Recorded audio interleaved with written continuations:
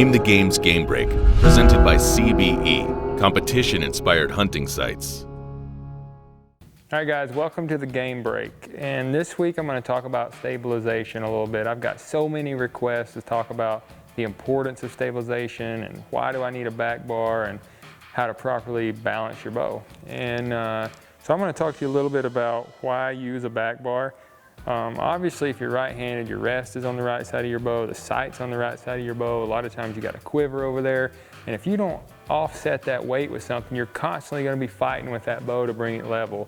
And when you're fighting with your bow, you're torquing it and you're creating that muscle influence in your bow arm and bow hand. So I always run a sidebar and a back bar to level my bow up left and right. And how I do that is I'll draw my bow with my eyes closed, open them until I can do that and my level is sitting perfectly in the middle with my eyes closed. And then I know without any influence, at my most comfortable spot, my bow sits level. I'm not gonna have to torque it to level it. And that's how you level your bow left and right.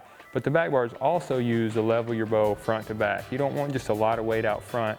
That bow is gonna be constantly wanting to dip. Your pin's gonna be wanting to go out the bottom of the dot all the time.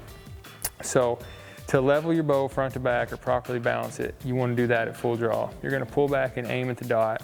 And if that pin, your pin wants to go out the bottom of the dot all the time, like I was just talking about, you're going to either want to add weight to the back or take it off the front, which is going to change the leverage of your bow and it's going to bring that pin up in the dot.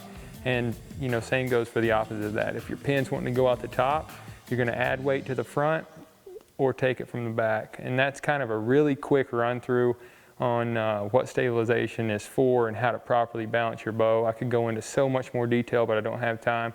And I hope that helps you. I hope you'll take that and use it to balance your bow.